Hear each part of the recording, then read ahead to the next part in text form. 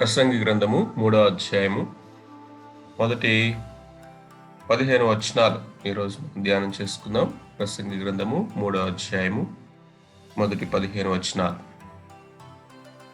ప్రతిదానికి సమయము కలదు. That is a theme. 3వ అధ్యాయము మొదటి వచనం నుండి 5వ అధ్యాయము 9వ వచనం వరకు ఇప్పుడు మొదటి థీమ్ని డిస్కస్ చేస్తా ఉన్నాడు. మొదటి 2 అధ్యాయాలు మనం ధ్యానించుకున్న తర్వాత మానవుని యొక్క జీవితాన్ని గురించి కొన్ని కంక్లూషన్స్ని చేయటం అనేది మనం చూసాం. మానవుని యొక్క జీవితంలో మార్పు ఏమి లేదు, అది ఒక సైకిల్స్ లాగా నడుస్తూ ఉంది. తన యొక్క జీవితంలో జరిగేటటువంటి విషయాల్లో కానీ, తను చేసేటువంటి పనుల విషయంలో కానీ, సాధించేటటువంటి ఘనకార్యాల విషయాల్లో కానీ, అవన్నీ అంతకు ముందు ఉన్న తరం వాళ్ళకి జరిగినవే, కొత్తవేమి లేవు అంటూ మానవుని యొక్క జీవితం ఒక సైకిల్స్లో నడుస్తూ ఉంది అని, మోనోటోనీ ఆఫ్ లైఫ్ మోనోటోనమస్గా ఉంటుంది అని చెప్పాడు. సో దాన్ని ఒక ఆర్గ్యుమెంట్గా చేసి ఆ ఆర్గ్యుమెంట్ని ఎక్స్ప్లెయిన్ చేస్తూ ఉన్నాడు. ఈ ఆర్గ్యుమెంట్ 3వ అధ్యాయం 1వ వచనం నుండి 5వ అధ్యాయం 9వ వచనం వరకు దీని యొక్క డిస్కషన్ని కొనసాగిస్తూ మధ్యలో కొన్ని కంక్లూషన్స్ని చేస్తూ ఉంటాడు. ఒకసారి మనం ఆలోచించేద్దాం. మనిషి యొక్క జీవితం అనేది కేవలము ఒక మార్పు లేనటువంటి, ఒక వలయాల్లో తిరిగేటటువంటి, సైకిల్స్లో తిరిగేటటువంటి మోనోటోనమస్ లైఫేనా? అలా వెనుక ఒకవేళ అయినట్లయితే మనిషి యొక్క జీవితం వ్యర్థంగా కాక మరి ఏమనిపిస్తుంది? నిజమే, మనిషి యొక్క నిరీక్షణ అనేది కేవలము సూర్యుని కింద మాత్రమే అయినట్లయితే, ఈ భౌతికమైనటువంటి ఈ భూమి మీద జీవించే కొద్ది జీవితం మాత్రమే అయినట్లయితే ఖచ్చితంగా ఆ కంక్లూషన్ చేయడానికి అవకాశం ఉంది. కానీ దేవుని యొక్క సృష్టిని ఒకసారి మనం చూసినప్పుడు, ఆ సృష్టిలో మానవుని యొక్క సృష్టి విధానాన్ని, దేవుని యొక్క ఉద్దేశాన్ని, అంటే beyond the sun, above the sun, మనము ఆ కోణంలో, ఆ పర్స్పెక్టివ్లో మానవుని యొక్క జీవితాన్ని మనం ఆలోచన చేసినప్పుడు మనకు కొన్ని సత్యాలు బయటపడతాయి. కాబట్టి ఈ యొక్క ఎగ్జామినేషన్లో, ఈ డిస్కషన్లో, ఈ రీసెర్చ్లో ఇప్పుడు సూర్యునికి అబోవ్ వెళ్ళాడు, దేవుణ్ణి పిక్చర్లోకి తీసుకొచ్చాడు. దేవుణ్ణి ఎప్పుడైతే మనం పిక్చర్లోకి తీసుకొస్తామో టోటల్ పర్స్పెక్టివ్, డైమెన్షన్స్ మారిపోతాయి. సో ఇప్పుడు ఏమంటాడంటే 4 విషయాల్ని మనకు జ్ఞాపకం చేస్తున్నాడు. Look above the life, God is there who controls the time. సమయాన్ని, కాలాల్ని, సీజన్స్ని కంట్రోల్ చేసేటువంటి దేవుడున్నాడు. మొదటి 8 వచనాలు. లుక్ విదిన్, నీ అంతరంగంలోనికి ఒకసారి చూసుకో. There is eternity implanted. నిత్యత్వం అనేది మనిషి యొక్క హృదయంలో దేవుడు నాటాడు. కేవలము ఈ యొక్క భౌతికమైనటువంటి ఈ భూమి మీదకి మానవుని జీవితం పరిమితి కాదు. లుక్ అహెడ్, నీ ముందుకు ఒకసారి చూడు. డెత్ ఈజ్ సర్టెన్, మరణం అనేది ఖచ్చితంగా సంభవించేది. 3వ అధ్యాయం 15వ వచనం నుండి 24 వరకు. లుక్ అరౌండ్, నీ చుట్టూ ఒకసారి చూడు. Problems and sufferings of life is real. మనిషి యొక్క జీవితంలో సమస్యలనేవి, శ్రమలనేవి, ఇవన్నీ దుఃఖం అనేది వాస్తవం. 4వ అధ్యాయం 1వ వచనం నుండి 5వ అధ్యాయం 9వ వచనం వరకు. 4 factors: time, eternity, death, suffering. ఇవి 4 మనిషి యొక్క జీవితాన్ని మోనోటోనమస్ కాదు. అది చాలా వ్యత్యాసంగా ఒక్కొక్కరి జీవితాల్లో ఈ టైం అనేది, డెత్ అనేది, సఫరింగ్స్ అనేవి, లేకపోతే అల్టిమేట్గా ఇటర్నిటీ అనేది మనిషి యొక్క జీవితాన్ని యునిక్గా చేస్తూ ఉంది. పుట్టడానికి, చనిపోవడానికి సమయం ఉంది. అంటే బర్త్ అనేది, పుట్టుకలు అనేవి, చావులు అనేవి పర్టికులర్ సీజన్స్లో జరుగుతూ ఉన్నాయి. మనందరి జీవితాల్లో మన డేట్ ఆఫ్ బర్త్ వేరు, చనిపోయినటువంటి వారి యొక్క జీవితాల్లో వాళ్ళ యొక్క డేట్ ఆఫ్ డెత్ వేరు. అంటే ఈవెన్ పుట్టుకల గురించి మనం ఆలోచన చేసినప్పుడు, మరణాల గురించి మనం ఆలోచన చేసినప్పుడు, అవి 2 కూడా మనిషి యొక్క చేతిలో లేవు. ఎక్కడ పుట్టాలి, ఎప్పుడు పుట్టాలి, ఎవరికి పుట్టాలి, ఏ సమయంలో పుట్టాలి అనేది మనం డిసైడ్ చేసుకున్నది కాదు. ఈవెన్ డెత్ కూడా మనం అనుకోవచ్చు, సూసైడ్ సంగతి ఏంటన్నా మనమే డిసైడ్ చేసుకున్నాం కదా అనుకోవచ్చు.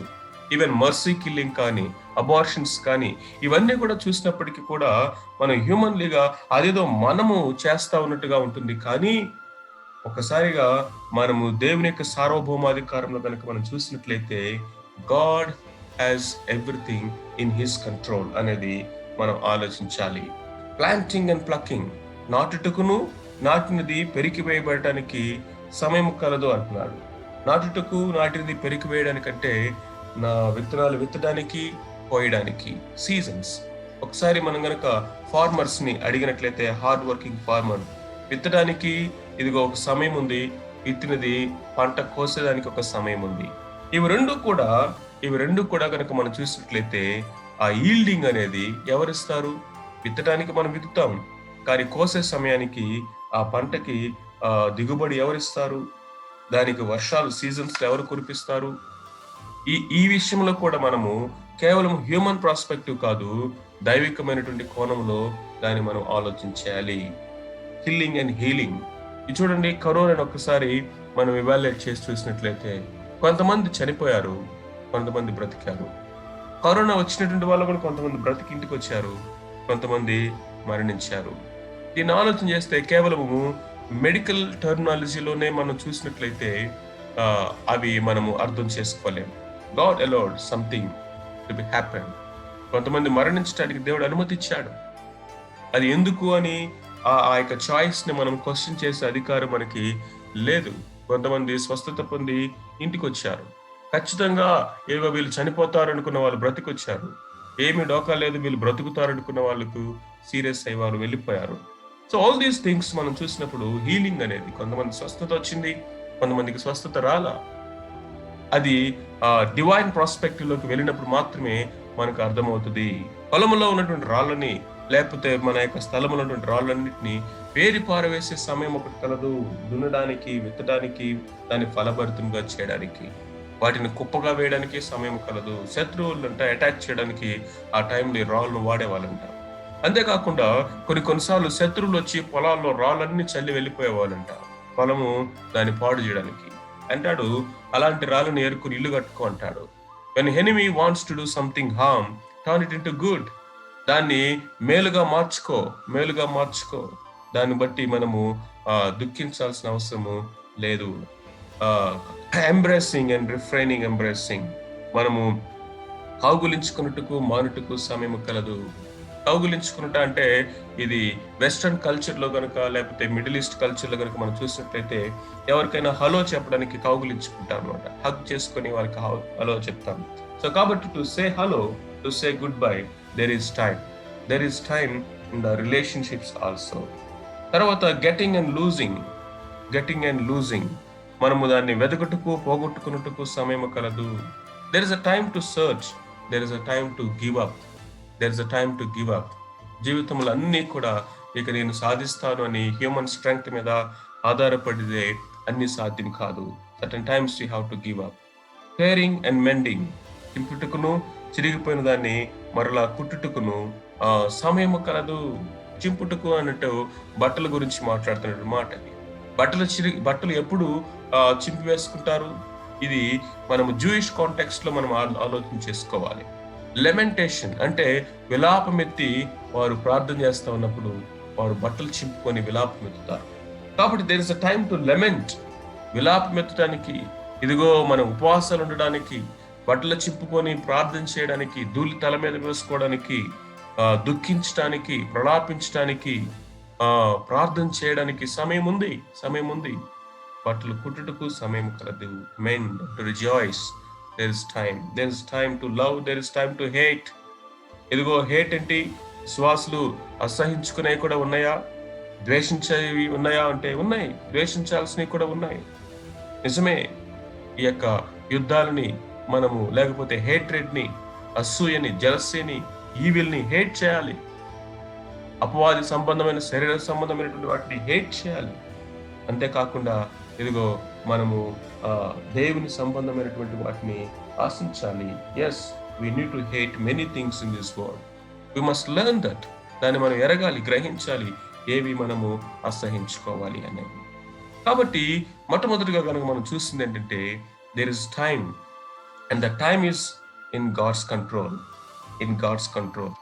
దానికి ఒక సమయం కలదు. దాన్ని దేవుడు చక్కగా ప్రతిదీ కూడా తన సమయంలో ఆయన జరిగిస్తా ఉన్నాడు.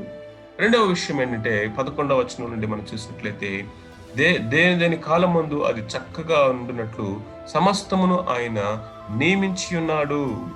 ఆయన శాశ్వత కాల జ్ఞానమును నరుల హృదయమందు ఉంచి ఉన్నాడు అని దేవుడి చేయి క్రియలను పరిశీలనగా తెలుసుకున్నట్టుకు అది చాలదు.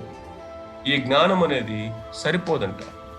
దేవుని యొక్క కార్యాలన్నింటినీ పరిశీలన చేసి చూడడానికి ఈ జ్ఞానము సరిపోదు.